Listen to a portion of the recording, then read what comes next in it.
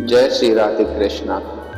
संसार की आत्मा गर्भ में प्रवेश करती है और गर्भवास करने के बाद पुत्र अथवा पुत्री के रूप में जन्म लेती है।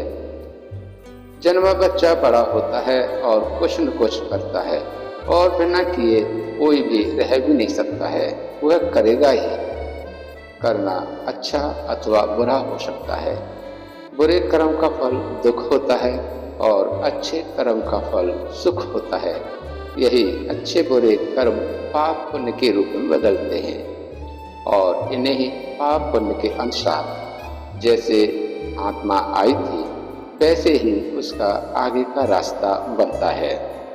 आत्मन पाप से नरक, कीट पतंग आदि के दुख भोगने पड़ते हैं और पुण्य से स्वर्ग अथवा सुंदर अच्छे मनुष्य शरीर के सुख भोगने होते हैं। ये सबको ध्यान में रखते हुए पुण्य कर्म ही करने चाहिए। आज के वीडियो में गरुड़ पुराण में भगवान श्री हरि ने गरुड़ जी को जो पुण्य कार्य और उनके फल के विषय में जो बताया है उसे हम आपके सामने प्रेषित करेंगे। भगवान श्री हरि बोले, हे गरुड़, सभी प्राणियों के लिए जैसे मोक्ष मार्ग है वैसे ही स्वर्ग के मार्ग भी है। यथा गौशाला में देश विध्वंस होने पर युद्ध भूमि एवं तीर्थ स्थल में मृत्यु श्रेष्ठकर है। प्राणी वहाँ अपने शरीर का परित्याग करके चिरकाल तक स्वर्ग का लाभ ले सकता है। पंडित को जीवन और मरण इन दो तत्वों पर ही ध्यान देना चाहिए। अतः वे दान तथा भोग से जीवन धारण करें और युद्ध भूमि में तीर्थ एवं मृत्यु को प्राप्त करें, जैसे मनुष्य हरि क्षेत्र, कुरुक्षेत्र, कुरुक्षेत्र, प्रभास क्षेत्र और बोधानी आबू पर्वत, त्रिपुष्कर और शिव क्षेत्र में मरता है। वह जब तक ब्रह्मा का एक दिन पूरा नहीं हो जाता तब तक स्वर्ग में रहता है।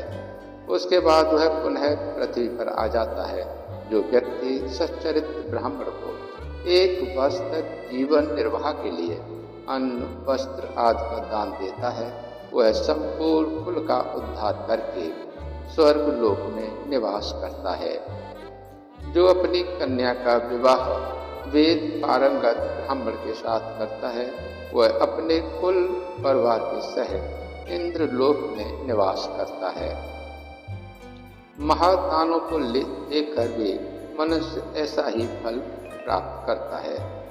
वापी, कूप, जलाशय, उद्यान एवं देवालयों का जीर्णोद्धार करने वाला पूर्व कर्ता की भांति फल प्राप्त करता है, अथवा जीर्णोद्धार से कर्ता का पुण्य दुगना हो जाता है।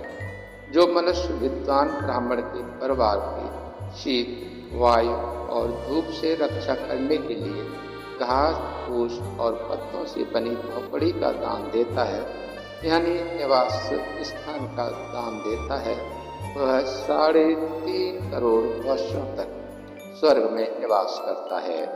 यदि किसी सच्चरित्र नारी का पति महापापों का आचरण करता हुआ दुष्कर्मी बन जाता है तो वह स्त्री अपने सदाचरण से उसके सभी पापों को नष्ट कर देती है। जो व्यक्ति नियम पूर्वक प्रतिदिन मात्र 1 गिलास भोजन का दान करता है, वह 4 चामर से युक्त दिव्य विमान पर चढ़कर स्वर्ग लोक जाता है। जिस मनुष्य के द्वारा आजीवन पाप कर्म किया गया हो, वह ब्राह्मण को 1 वर्ष के लिए जीवन निर्वाह की वृत्ति देकर उस पाप को विनष्ट कर देता है।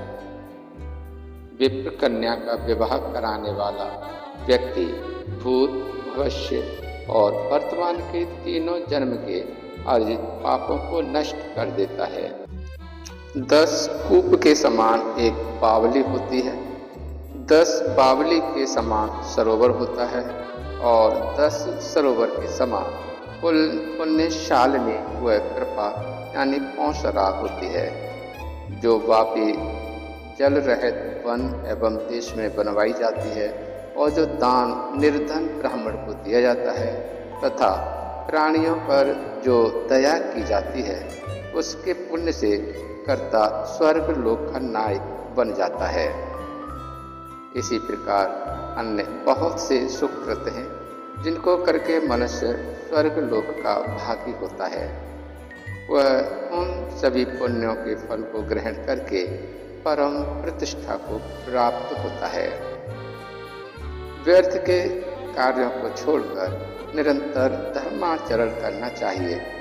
इस पृथ्वी पर दान, दम और दया, ये ही 3 सार हैं।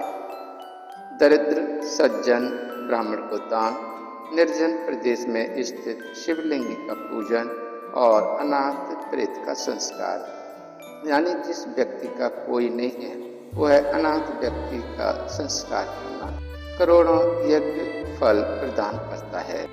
यह वीडियो आपने पूरा देखा, इसके लिए आपको बहुत बहुत धन्यवाद। जय श्री राधे कृष्ण।